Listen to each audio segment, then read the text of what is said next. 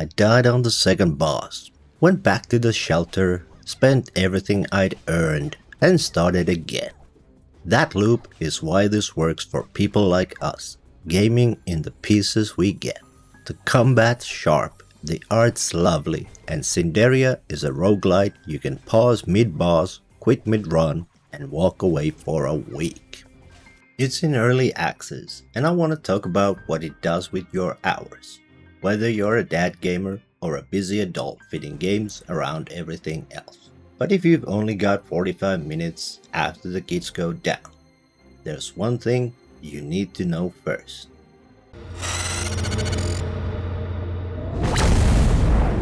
The developer provided a free review copy of the game. They have no say in the content and nothing gets checked before this goes up. An honest parent review, written by a parent or parents.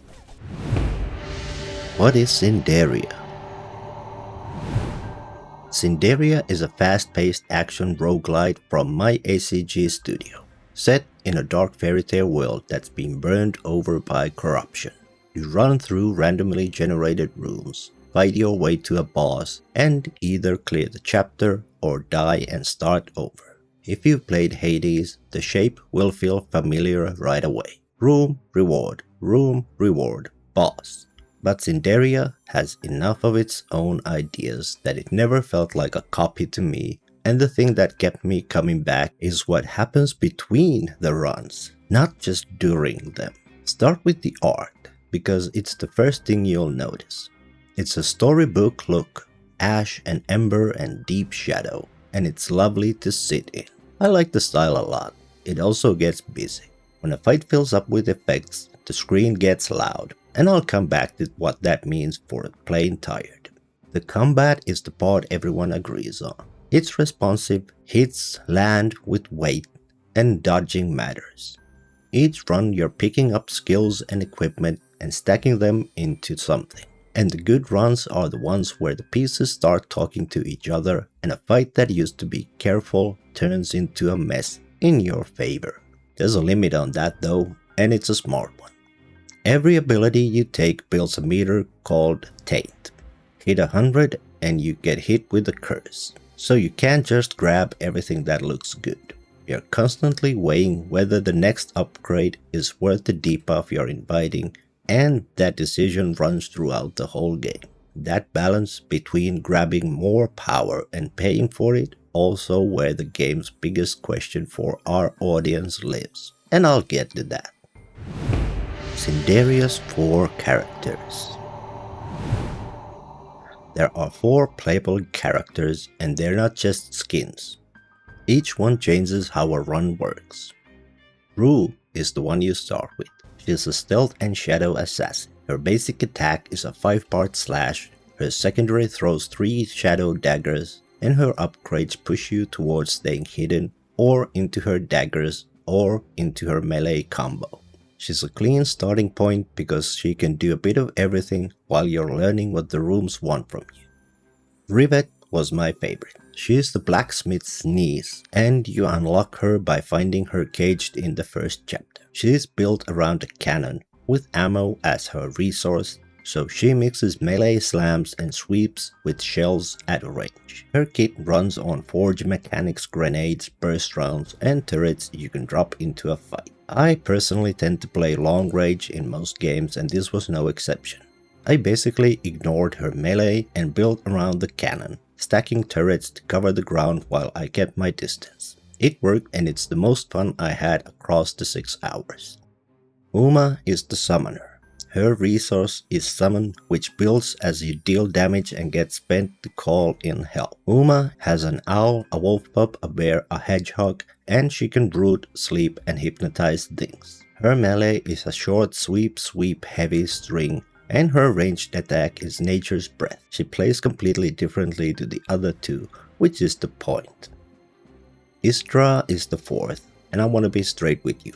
I haven't unlocked her yet, so I'm going off what the game and the community tell me rather than my own hands. She is an Ice Dragon Knight. While the others have a ranged option on their second button, she has a shield. It blocks in whatever direction she is facing, and enemies flash a little icon just before they swing. So if you block into that, you get a perfect block and hit back harder. She's also got a dragon that shows up on its own terms once you've upgraded into it. She is the tank of the roster, built to stand there and take it, which is funny given how I play. She's built the exact opposite way to how I approached Rivet, standing in the middle of it rather than shooting from the back. When I get to her, that'll be a proper adjustment, and it's a good sign that the roster stretches that far.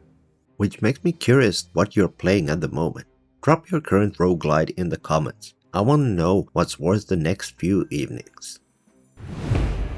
The shelter and progression. Here's the part that matters most if your gaming time comes in small pieces. You never finish a run empty-handed. Win or lose, you come out with resources, souls, stones, pages, candles, and you spend them back at the shelter on things that stay.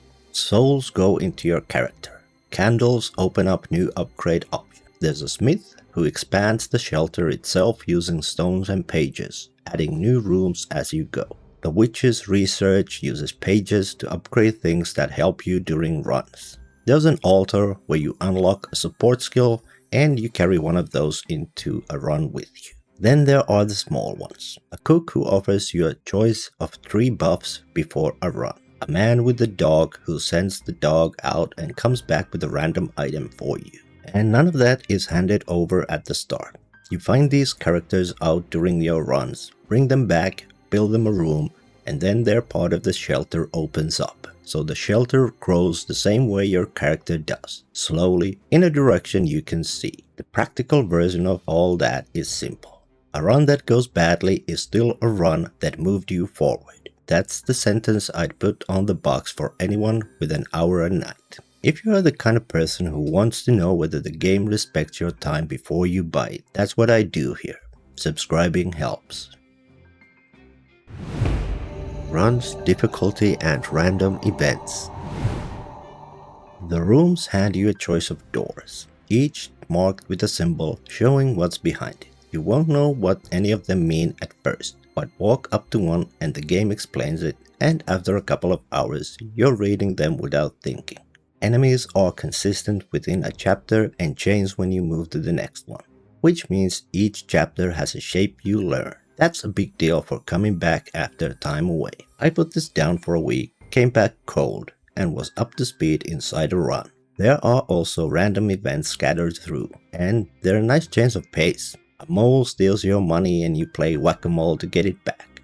There's a fishing minigame in there. They're small and a bit silly, and they break up the fighting in a way I liked more than I expected to. There are 5 chapters in the game right now, each ending with its own boss, and you'll run into extra boss encounters along the way as well. Difficulty is real but fair. It's a hard game and progress isn't a straight line. I've died on the 2nd boss and then reached the 5th on the next attempt. Around 6 hours in, I got to the 5th chapter's boss, which is the end of the early access content as it stands. On that number, be careful with it and so will I. 6 to 8 hours is my estimate for what's in the game right now, not a length for the finished game. This is early access. There's more coming and I don't have a figure for where it lands. What I can tell you is that my 6 hours, another reviewer's 7, and a single entry currently sitting on how long to beat all point at roughly the same place. 3 people isn't a benchmark, it's just the best anyone's got today. The thing I keep noticing is that I've never finished a run annoyed. Beaten, sure, but ready to go again rather than be done with it. Is Cinderia good for gamer dads? Now the practical questions, the ones that decide whether a game is worth your evening. Can you pause it? Yes, anywhere, including in the middle of a boss fight. Not a menu that keeps the game running behind it, a real stop. Can you quit and come back? Yes. Close the game mid-run and you pick up where you left off. Between those 2 things, an interruption costs you nothing, and that's rarer in this genre than it should be. Does it work quiet? I tested this properly. I played the first chapter with the sound low and even off, and it was doable. I wouldn't choose to because the audio does a lot of work and you're giving up cues, but if you need the volume low, you can still read a fight. How long is a run? This is where it gets interesting, and where I'd push back on how these games usually get described. Early on, your runs are short, minutes sometimes. You die, you're back at the shelter, and the cost of trying again is almost nothing. That's the window where this game will eat your evening if you let it, because one more costs you almost nothing.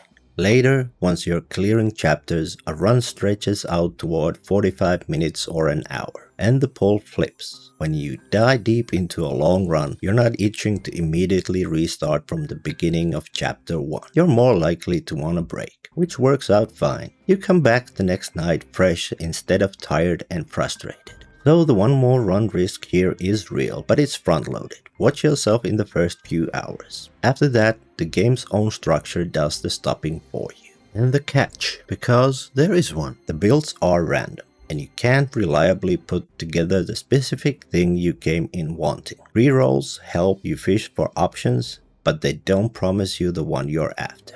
There is a fortune teller you unlock, and she's worth having. Before a run back at the shelter, she lets you set what your first room hands you and whether the run tilts toward resources or power. That's a real lever, but note when you pull it. It's a decision you make going in, not a rescue once the run has already handed you something you didn't want. Once you're out there, you work with what shows up.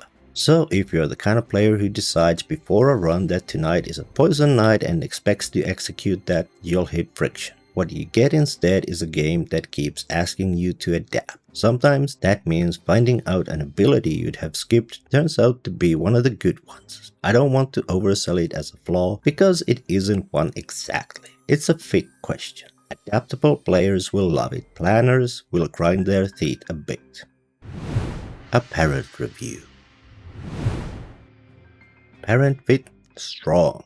It pauses anywhere, it saves anywhere. You can walk away for a week and walk back in. Every run, good or bad, gives you something permanent. The one more run pull is real early on and worth knowing about. And the random builds mean some nights go better than others. But nothing here punishes you for having an interrupted life, and that's the bar.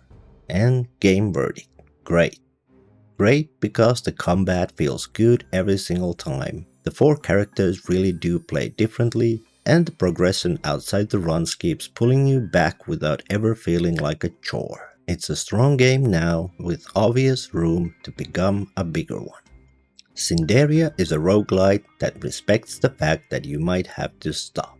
It's in early access on Steam, so it'll change, and I'll come back to it when it hits 1.0 to see what's different. If this was useful, a like and subscribe makes a real difference for a channel this size. There's a Ko-fi link below if you want to support what I do here. Thanks for watching, see you next time.